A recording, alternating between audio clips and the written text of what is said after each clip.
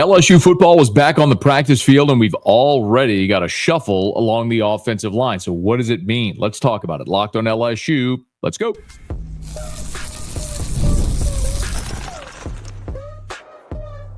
You are Locked On LSU, your daily podcast on the LSU Tigers.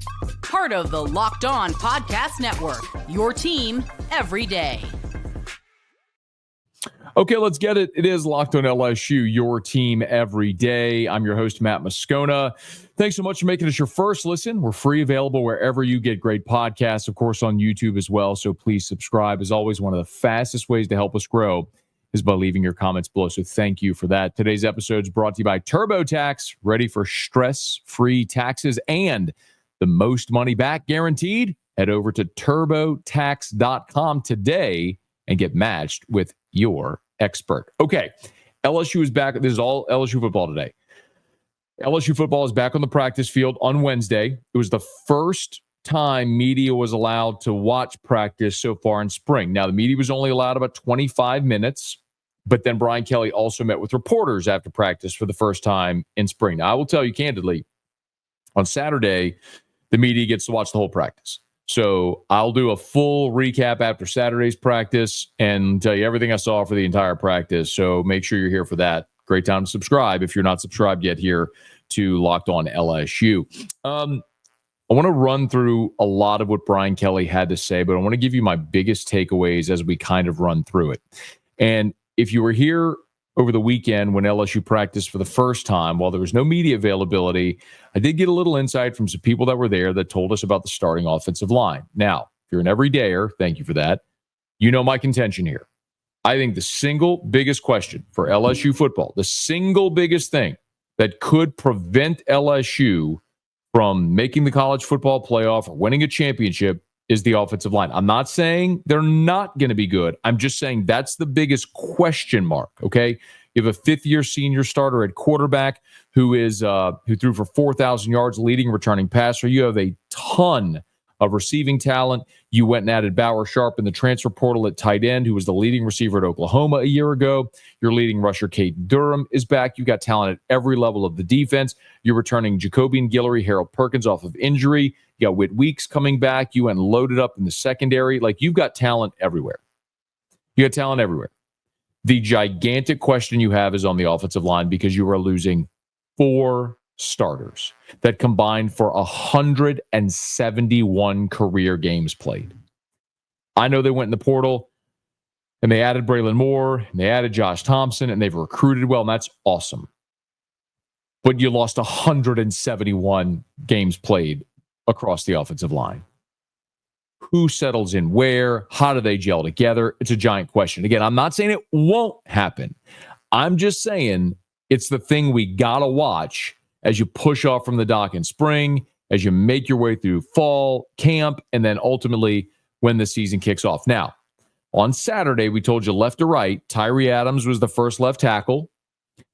Paul Mabenga was left guard. Okay, no different than we saw in the bowl game. Braylon Moore, the Virginia Tech, was the first team center.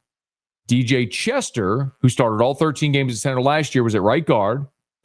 And then Weston Davis, the former 5-star, was at right tackle. That was Saturday.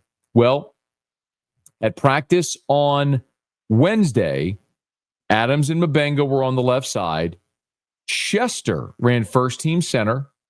Bo Bordelon was at right guard. Weston Davis again at right tackle. So the switch was at center and right guard. And it really feels like, maybe barring something unforeseen, that's kind of where they're leaning. For what it's worth, the second team from left to right was Carius Kern, Solomon Thomas, 2 true freshmen early enrollees. Braylon Moore at center, Cohen Eccles at right guard, who's actually a true center, and then Ethan Callaway at right tackle. Now, I'll tell you this. The biggest surprise there is Carius Kern at left tackle. Remember, Carius Kern is the 5-star number 1 interior offensive lineman in the country out of Arkansas. Everyone assumes Carius Kern would be a guard. Well, there he is, first week of spring, and he's out there getting reps at left tackle at 6'5", 335. Now, there's a really cool video on the internet. If you haven't seen it, you can search it, you'll find it. But it's Carius Kern doing a running backflip, like, cartwheel in a backflip. For a giant dude, he is super athletic. And if you're going to play out on an island, you got to be super athletic. And he is that. But you don't typically see dudes that are 335 playing left tackle, especially as true freshmen. But he might have the athleticism to do it. That's a storyline to watch. Now, all that said, after practice, Brian Kelly met with reporters and said, hey, the rotation right now, it don't mean nothing. There's not a lot that I would read into, like, who's in the first group, who's in the second group. We're still sorting out, rotations, things of that nature. So, again, we're nowhere near, like, this is the group that we're rolling out for the opener against Clemson. It's going to be a new rotation on Friday, so you'll get a chance to see a lot of different guys. A new rotation on Friday, which is the next time that the media will have access. Saturday is the first time we'll get to see the entire practice. But again, Saturday and then this past Saturday and then Wednesday, you've already seen a different offensive line. So it's the perfect time to do this, by the way. Like, we are looking at a time where, spring is 15 practices to try a lot of things. And the objective coming out of spring has to be, okay, when we start fall camp, who's where? What do we think we know about our team for the start of fall camp? And that's the objective of spring. And then you go through 3 weeks of fall camp and you get ready to play Clemson. And you decide who your starters are and you roll with them. So we're a far away. So this is just tasting. But it's interesting because you have to have a thought about where you see guys sliding in to start there. So they have a thought of Karius Kern could be a left tackle. They have a thought of maybe DJ Chester is better at center. So let's try that out. Maybe Cohen Eccles needs to play guard. Just something we're seeing. But it is worth mentioning the three guys so far through the two rotations that have stayed put. Tyree Adams, left tackle. Paul Mabenga, left guard. Weston Davis, right tackle. File that away. Now, a couple more on Kelly on the offensive line. He did also talk about this was sort of his idea of the early returns on the offensive line so far through three practices. I think Braylon's done a nice job early on. Karius Kern, Solomon, both of the freshmen have done a really nice job. I think they're physically able. They've got to be able to take the next step in terms of learning, the offense. But they're going to be really good SEC players. The bar here is pretty high, right? These are really good players that in time are going to help us. I think Weston Davis is doing a nice job. We're going to rely on the guys that got a lot of work for us last year. DJ Chester's gotten a lot of work for us. We'll see where that all ends up. But I think there's enough experience with young players that we're going to put together a really good offensive line. I believe him. You don't know what that is yet, but it is also worth mentioning you don't have Josh Thompson. Now, we told you over the weekend, Josh Thompson finishing up the quarter at Northwestern. That ends next Friday, the 21st, and then he'll be here for the second half of spring. And Brian Kelly did talk about what Thompson will bring to this line. Another addition to, which, as we talked about, a very talented transfer class that will bring, Big Ten reps into our offensive line. So a versatile player that can play guard or tackle. We haven't decided where that will be. It'll be kind of putting the pieces together to see how that fits. He's smart. He's physical, and he brings us an experienced offensive lineman, so he'll be here next week.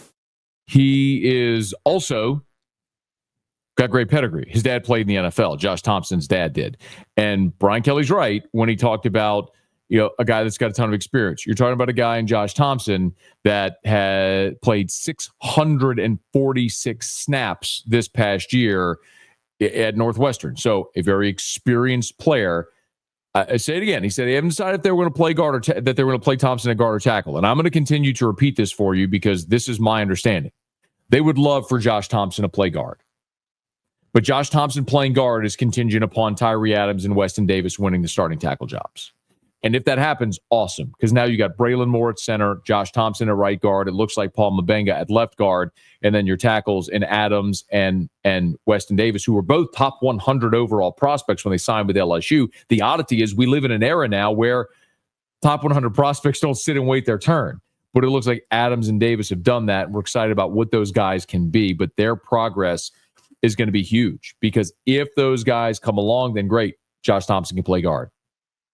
If they don't, then Josh Thompson needs to play tackle, like we saw Miles Frazier do in the bowl game. After playing 3 years of right guard at LSU, in the bowl game, he had to kick out and play right tackle. So just something to file away as we move throughout spring and then ultimately into fall camp, getting toward LSU against Clemson in the season opener. All right, we got a ton more to do, including Brian Kelly raving about a true freshman, updates on Harold Perkins, Whit weeks, and so much more. Don't you dare move. It's Locked on LSU, your team every day.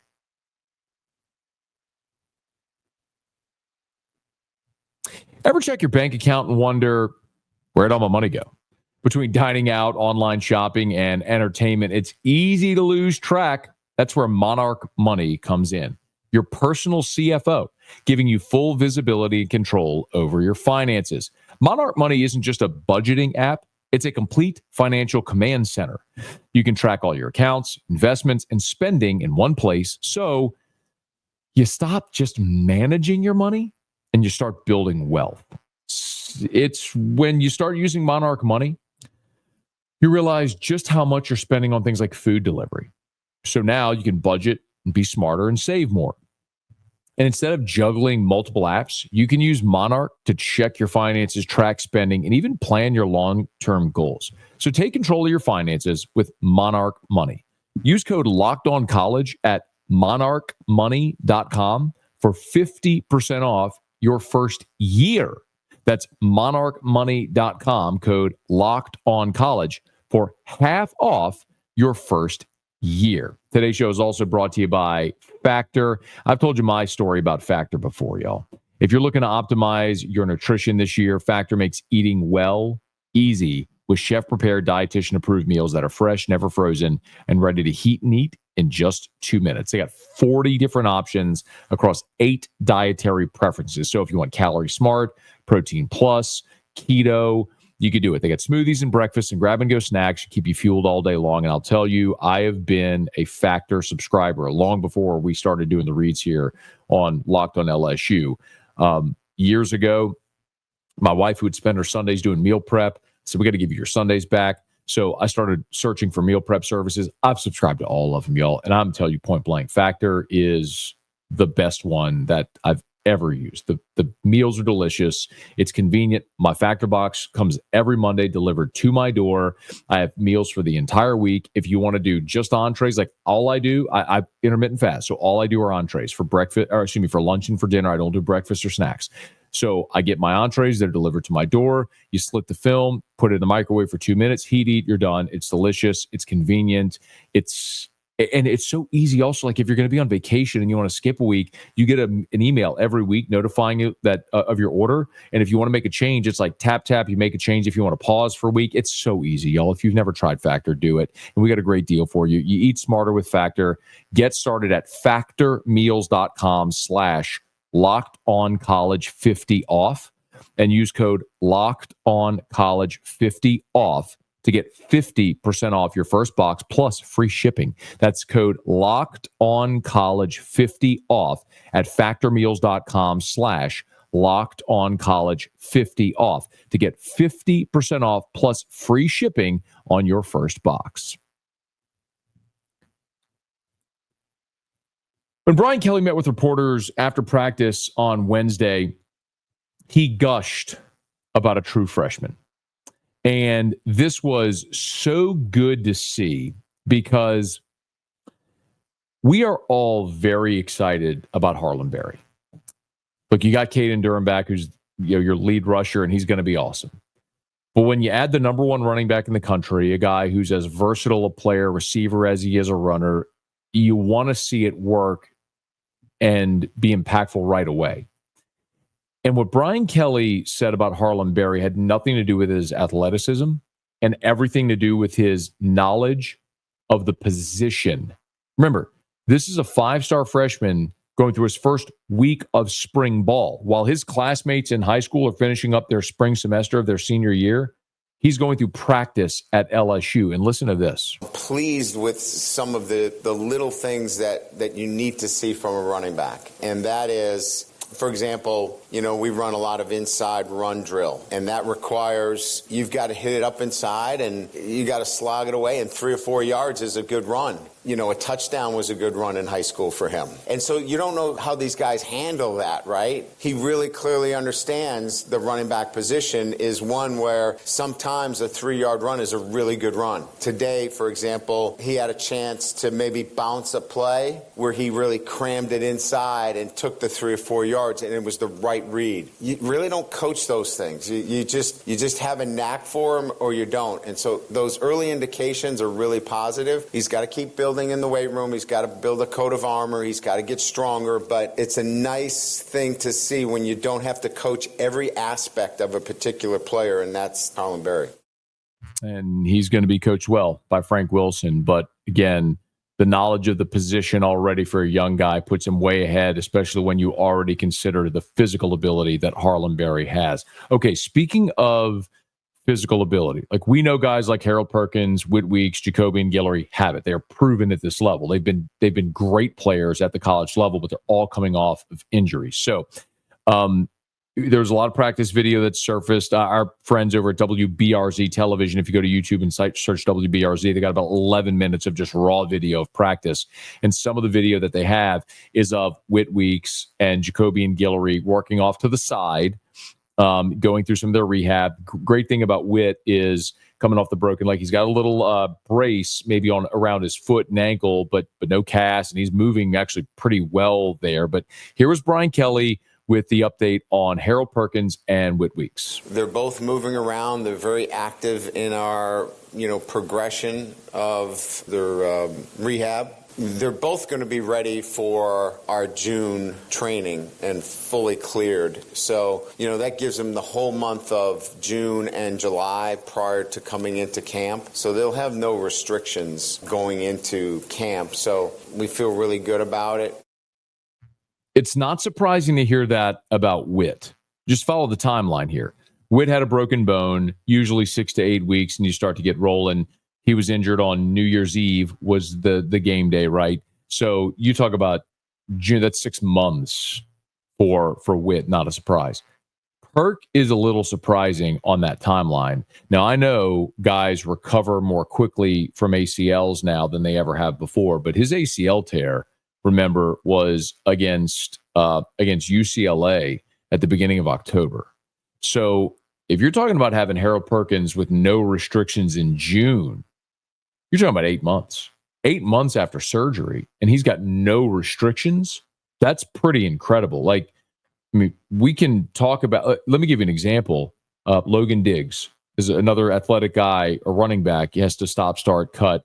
It's different at different positions because your body just demands different things. But Logan Diggs tore his ACL for LSU in the bowl game at the end of the season a year ago and didn't play at all this year at Ole Miss. And certainly if you wanted to take a redshirt, he could, but you could still play in 4 games in the bowl game. So he could have played the final month of the season and didn't. So it's an illustration that Harold Perkins is actually recovering way more quickly from this injury, and that's fantastic. I'm going to steal a line from my buddy Mike Detillier, a longtime NFL analyst, draft analyst, and I had the opportunity every week on Thursdays for 10 years to spend an hour with Mike Detillier on radio. And Mike would say, I love this line. He would say, practice is for the unskilled. And what he meant was, and he's talking about NFL guys a lot, but the fact remains, practice was for guys that need to improve. And of course, everybody could always improve. But my point is, I don't need Whit Weeks or Harold Perkins or Jacobian Guillory for spring ball. I don't need them in June for workouts. I don't need them in fall camp. What I need is for Whit Weeks, Harold Perkins, and Jacobian Guillory as healthy and mean and athletic as possible on Saturday, August the 30th, when LSU goes to the fake Death Valley to take on Clemson. That's what I need. I need those dudes ready to rip and run and roar when LSU plays Clemson in the opener. That's it. I am not worried at all about whether or not they're there for June workouts or 110s or fall camp or anything. I just want those dudes ready to go week 1 when they're at Clemson. Now, here's the update on Jacobian Guillory. Guillory's made really good progress the last probably 2 or 3 weeks. He was probably a little bit behind, but he's made some really good progress. He'll be in a position to be fully cleared too for our June. And I think that's what we're looking at with the injuries that we have. Are they fully cleared for your June 1st strength and conditioning? It's a great timeline. Get them ready for June. Be with Coach Flint through June, strength and conditioning, get ready to go for fall camp.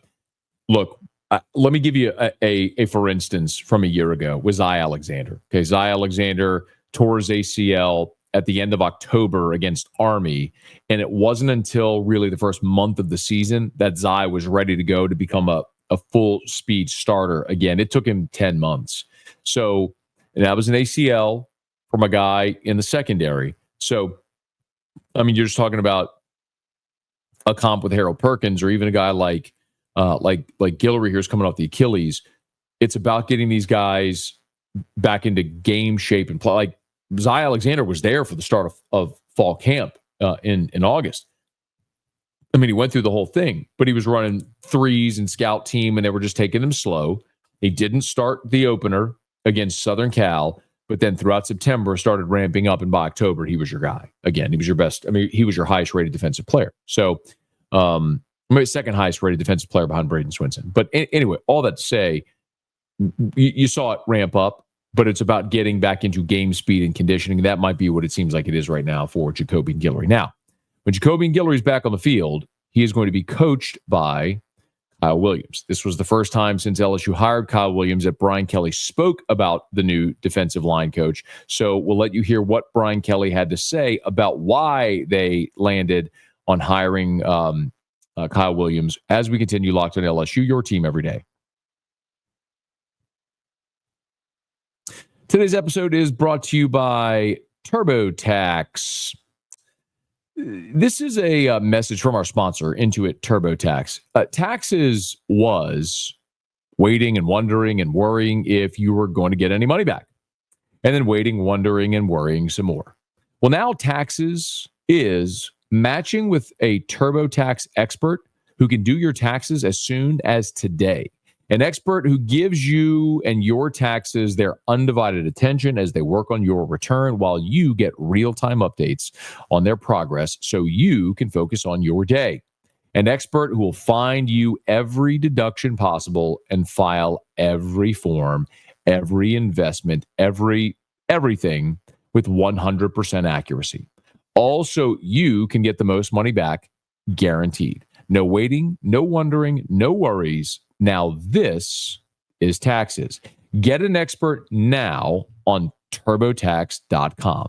Only available with TurboTax Live Full Service. Real-time updates only in the iOS mobile app. See guarantee details at TurboTax.com/guarantees. Okay.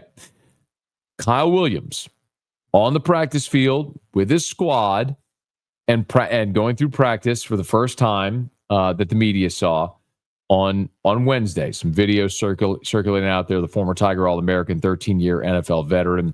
And here was Brian Kelly. This was not a question. This is part of the opening statement talking about Kyle Williams after practice on Wednesday. He'll be, as you know, coaching our interior defensive line. I think it's well chronicled his playing career here at LSU, and then 6-time Pro Bowler, 13 years in the NFL certainly brings an impressive resume to the position, and just quality individual, high character, and somebody that really is who you want recruiting student athletes here to LSU. So really excited about his addition to our staff. It's interesting he said recruiting because quite candidly, recruiting would be very low on the list of appealing characteristics for me for Kyle Williams. Now I understand Bo Davis is a very good recruiter, and recruiting has always mattered tremendously, and you got to have guys on staff that are great recruiters. In many instances, guys that have different territories, right? Some guys like Frank Wilson that have a lock on New Orleans. Corey Raymond, who's from Acadiana. Joe Sloan, who spent a decade in North Louisiana. Now Kyle Williams coming in from Ruston. He was from North Louisiana. But, maybe this is just the cynic in me right now, but we're living in an era in NIL and portal and rev share where that's never mattered less. I mean, LSU and the staff did an amazing job recruiting Jakeem Stewart out of Edna Carr. I mean, Frank Wilson is one of the ones who helped him reclassify and get eligible. He ended up at Southern Cal because they paid him $2 million a year. Do we need to rehash Bryce Underwood or Cade Phillips? I just don't know that the relational aspect of recruiting has ever mattered less for elite players than it does now, because you can have a great relationship and do everything right. But if a rich booster drops $12 million on the number one quarterback, it doesn't matter how many years and how many phone calls and how much effort you put into recruiting that player, he's gone. So really what I need, and by the way, that's a two-way street. This isn't sour grapes. It's a two-way street. LSU went and bought the best transfer portal class in the country to put themselves in position to win a championship this year. Well, you get those guys on campus. Now the onus is on the staff to coach them up to be better. Like I'm looking at Brad Davis and Alex Atkins going, you better get that offensive line ready to go. But similarly, I'm looking at Kyle Williams going, all right, you've got Don McKinley, you've got Ahmad Bro, you've got Jacobian Guillory coming back off of injury. You're bringing in Sadir Mitchell from the University of Texas. You're bringing in 4 true freshman offensive tackles. You better coach that group up. Because last year you had dudes playing out of position. You had Gio Paez as a war daddy playing out of position as a zero technique nose. You had 270-pound Paris Shan kicking inside and playing tackle. Like Bo Davis coached those dudes up. Now the onus is on Kyle Williams to do that. But what was interesting, maybe more so even than what Brian Kelly said, is about why Kyle Williams was an interesting candidate. And he acknowledged that having someone who will be here for a while was something he considered. We certainly have a group that we want to feel as though there's going to be some continuity at the position. I will say that was part of, ultimately, when we looked at the candidates, it wasn't, hey, you got to stay here for, 10 years. But we had that as part of, our process. Like we were looking for some continuity at the position, and Kyle was looking to settle in. And so that was an attractive match for us from that perspective. I wonder, whenever they hired Kyle Williams, and we did that episode, and again, if you're an everydayer, you heard it, and thank you. But if you didn't, you can go back and check out that episode. The interesting thing about Kyle Williams is, he had coached for 5 years at Ruston and stepped away from coaching because he has daughters that are high-level soccer players, and as I understand it, wanted to take more time with them. Well, this ain't the job. This ain't the job if you want more time to watch your kids play soccer and go through this phase of life. But we'll see ultimately what happens there. But what Brian Kelly explains there, and taking Kyle Williams at face value, and there's no reason not to believe him. But what Brian Kelly's explaining there is true. I mean, we've talked about it, but go back to 2020 when Bill Johnson was your defensive line coach and he retired. And in 2021, Ed Ogeron hired Andre Carter, and then that entire staff was let go. And in 2022, Brian Kelly brought in Jamar Cain. And then Jamar Cain left for the Denver Broncos the next spring, and Gerald Chapman was promoted to interim defensive line coach. And then they hired Jimmy Lindsey, and Jimmy Lindsey got sick, and then they moved John Jancic to defensive line coach. And then they brought in Pete Jenkins to help then. And then this year they brought in Bo Davis, and now it's Kyle Williams. This is the 9th defensive line coach. The 9th defensive line coach since 2020. The 9th defensive line coach since 2020.